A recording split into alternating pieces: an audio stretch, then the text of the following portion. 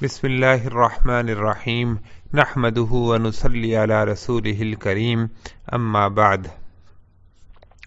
شعائر اسلام کی تعظیم، وہ تمام چیزیں جو اسلام اور مسلمانوں کی علامت سمجھی جاتی ہیں ان کو شعائر اسلام کہا جاتا ہے۔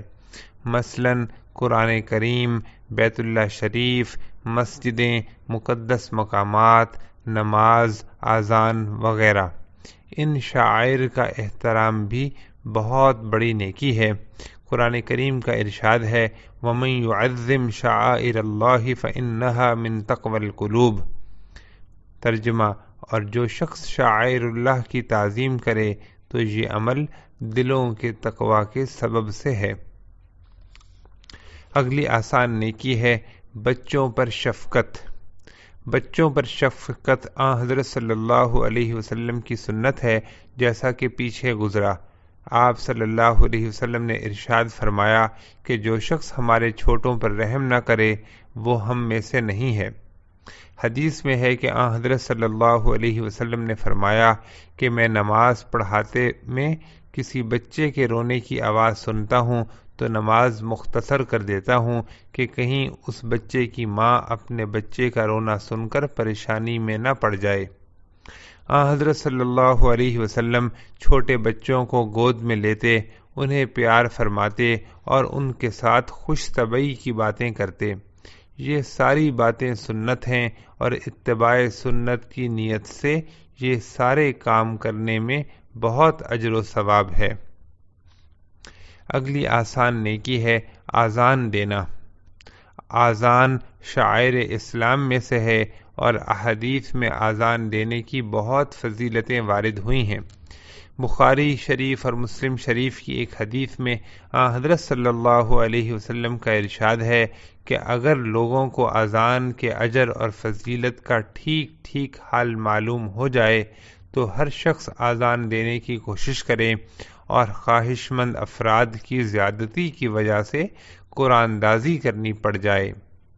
آج کل مسجدوں میں تو عموماً مؤذن مقرر ہوتے ہیں، لیکن اگر کوئی شخص مسجد کے علاوہ کسی ایسی جگہ نماز پڑھ رہا ہو جہاں تک اذان کی آواز نہیں پہنچی تو وہاں بھی نماز سے پہلے اذان دینا مسنون ہے، اور ایسے مواقع پر اذان کی یہ فضیلت ضرور حاصل کرنی چاہیے۔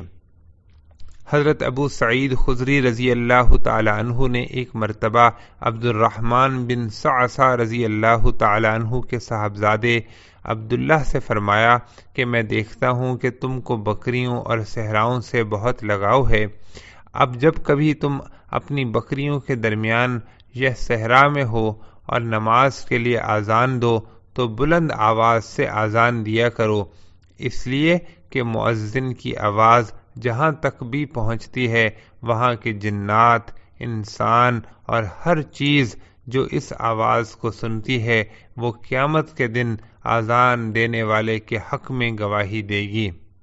یہ کہہ کر حضرت ابو سعید خدری رضی اللہ تعالی عنہ نے یہ بھی فرمایا کہ میں نے یہ بات رسول اللہ صلی اللہ علیہ وآلہ وسلم سے سنی ہے۔ اس سے اندازہ لگایا جا سکتا ہے کہ اذان دینے کی کتنی بڑی فضیلت ہے، اور موقع ملنے پر اس فضیلت کے حصول میں کبھی کوتاہی نہیں کرنی چاہیے۔ اگلی آسان نیکی ہے اذان کا جواب دینا۔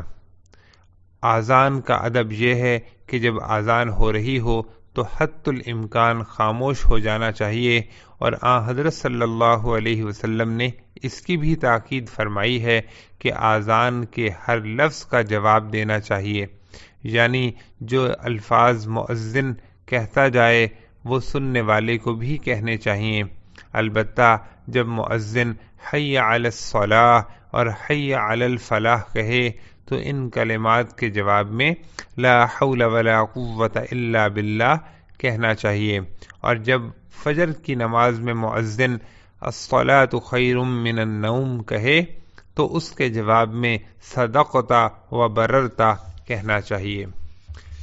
حضرت عبداللہ ابن عمر رضی اللہ تعالی عنہما سے روایت ہے کہ حضرت صلی اللہ علیہ وسلم نے ارشاد فرمایا کہ جب تم اذان سنو تو مؤذن کی طرح تم بھی وہی الفاظ کہو، پھر مجھ پر درود بھیجو، کیونکہ جو شخص مجھ پر 1 مرتبہ درود بھیجے اللہ تعالیٰ اس پر 10 مرتبہ رحمت نازل فرماتے ہیں۔ پھر اللہ تعالیٰ سے میرے لیے مقام وسیلہ کی دعا کرو، کیونکہ وہ جنت کا ایک ایسا درجہ ہے جو اللہ کے بندوں میں سے کسی ایک ہی کو ملے گا، اور مجھے امید ہے کہ وہ بندہ میں ہوں گا۔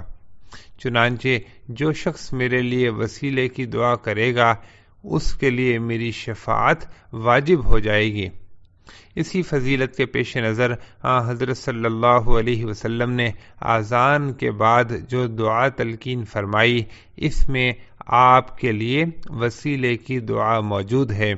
وہ دعا یہ ہے: اللہم رب هذه الدعوة التامة والصلاة القائمة آت محمدا الوسيلة والفضيلة وابعثه مقاما محمودا الذي وعدته انك لا تخلف الميعاد۔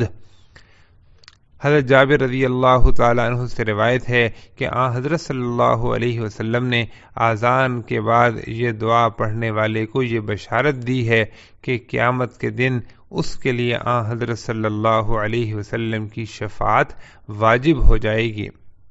اس کے علاوہ اذان کے بعد یہ الفاظ کہنا بھی حدیث سے ثابت ہے: اشہد ان لا الہ الا اللہ وحدہ لا شریک لہ وان محمدا عبدہ ورسولہ رضیت باللہ ربا وبمحمد رسولا وبالاسلام دینا۔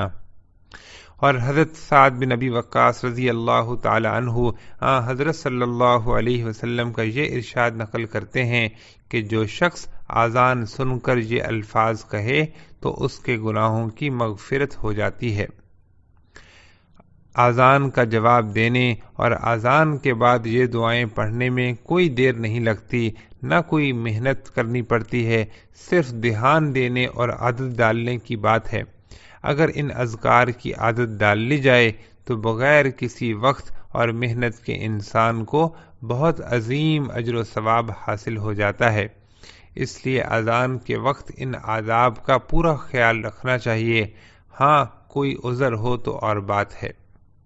یہاں یہ بات بھی یاد رکھنا چاہیے کہ اگر کسی جگہ ایک سے زیادہ مسجدوں کی اذانیں یکے بعد دیگرے سنائی دیتی ہوں تو صرف پہلی اذان جو صاف سنائی دے اس کا جواب دینے سے یہ سنت ادا ہو جاتی ہے۔ بعد میں ہونے والی اذانوں کا جواب اگر نہ دیا جائے تو کچھ حرج نہیں۔